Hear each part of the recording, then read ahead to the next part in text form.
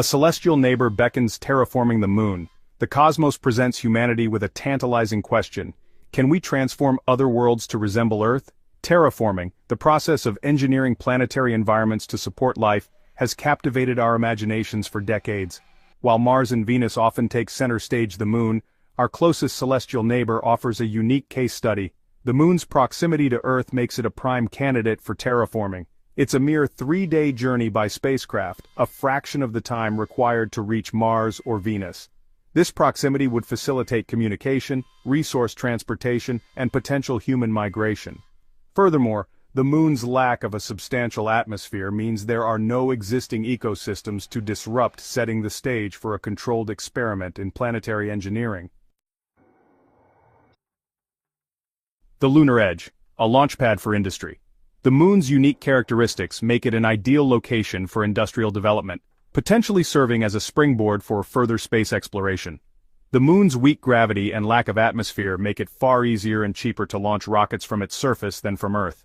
This could revolutionize space travel, enabling us to construct larger spacecraft and reach more distant destinations with greater efficiency. The moon is also a treasure trove of resources. Its regolith contains helium-3, a rare isotope that holds immense potential as a fuel source for future fusion reactors. Additionally, the moon harbors vast reserves of rare Earth elements, crucial components in modern electronics and green technologies. Establishing a permanent human presence on the moon, even without full-scale terraforming, would be a remarkable achievement. These advancements would not only benefit future lunar inhabitants, but also have far-reaching implications for life on Earth, driving innovation in fields like agriculture, energy production, and waste management. The Herculean task of engineering a second home. While the moon holds immense promise for industrial development, transforming it into a second Earth presents a daunting array of challenges. The most pressing of these is the creation of a breathable atmosphere. The moon's weak gravity makes it difficult to retain an atmosphere, as gases would slowly escape into space. To counter this, we would need to engineer a robust magnetic field, perhaps through a network of superconducting rings around the lunar equator. Then comes the question of water. While recent discoveries suggest the presence of water ice in permanently shadowed craters at the lunar poles, extracting and utilizing these reserves will be a complex undertaking. We may need to consider capturing comets or asteroids rich in water ice and redirecting them to the moon. Introducing life to the moon presents another monumental challenge.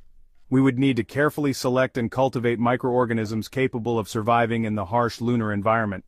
Over time, we could introduce more complex organisms, gradually building up a biosphere capable of supporting animal and eventually human life. Creating a self-sustaining biosphere on the moon would be a delicate balancing act, requiring a deep understanding of ecological principles and advanced technological solutions. Terraforming's price tag: economic boon or bust.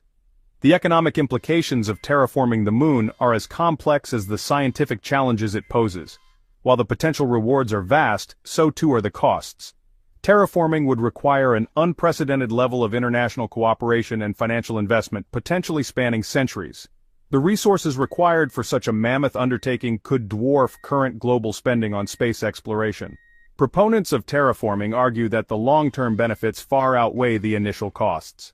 A habitable moon could provide humanity with a much-needed safety net, a second home should Earth face catastrophic events. It could also serve as a launch pad for further space exploration, enabling us to establish a permanent human presence in the solar system and beyond. However, critics argue that the resources required for terraforming could be better spent addressing pressing issues on Earth, such as poverty, hunger, and climate change. They contend that focusing on making Earth more sustainable should be our top priority. The economic implications of terraforming would need to be carefully weighed against the potential disruption to existing and future lunar industries. Section 5. Beyond terraforming, alternative visions for lunar living. While the dream of terraforming the moon into a second Earth is alluring, it's essential to consider alternative approaches to lunar habitation. Instead of transforming the entire lunar surface, we could focus on building self-sufficient enclosed habitats that provide all the necessities for human life. These habitats could be located underground, shielded from radiation and meteoroid impacts. Advances in three-dimensional printing and robotics could enable us to construct these habitats using locally sourced lunar regolith. Inside these habitats, we could create artificial environments tailored to human needs, with controlled atmospheres, artificial gravity, and even simulated day-night cycles. This approach would allow us to establish a human presence on the moon without altering its natural environment. It would also be significantly less costly and time-consuming than full-scale terraforming, enabling us to focus resources on scientific research and technological development. This knowledge would be invaluable not only for future space exploration, but also for improving living conditions on Earth. Section 6. The Moon as a Scientific and Technological Frontier. Beyond its potential for industrial development and habitation, the Moon is a scientific and technological frontier waiting to be explored. Its pristine environment, untouched by the geological processes that have shaped Earth, offers a unique window into the early solar system. Studying lunar craters, rock formations, and regolith composition can provide valuable insights into the formation of the Moon, Earth, and other terrestrial planets. The Moon's lack of atmosphere also makes it an ideal location for astronomical observation. Telescopes on the lunar surface would be free from atmospheric distortion, enabling us to peer deeper into the cosmos than ever before. We could study distant galaxies, search for signs of extraterrestrial life, and unravel the mysteries of the universe with unprecedented clarity. Developing systems for resource extraction, power generation, and life support in such a harsh environment will drive advancements in robotics, materials science, and energy storage. By embracing the Moon as a scientific and technological testing ground, we can push the boundaries of human knowledge and ingenuity. Section 7. The Ethical Tightrope of Planetary Engineering.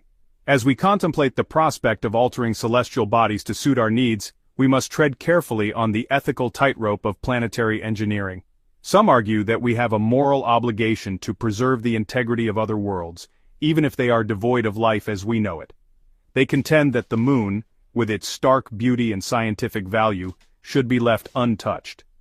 Others argue that humanity has a right, even a responsibility, to utilize the resources of the solar system to ensure our survival and prosperity.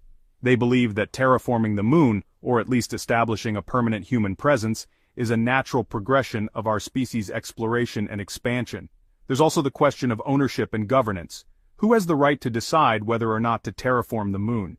Should it be a decision made by individual nations, international organizations, or future generations of lunar inhabitants? The decisions we make about the Moon will set a precedent for how we interact with these worlds, shaping the future of humanity's relationship with the cosmos. Section 8. Embracing the Moon's Unique Potential. The question of whether or not to terraform the Moon is a multifaceted one with no easy answers. While the dream of a second Earth holds undeniable allure, it's crucial to recognize the immense challenges and potential drawbacks of such an endeavor. Perhaps instead of seeking to transform the Moon into a mirror image of Earth, we should embrace its unique characteristics and harness its existing potential.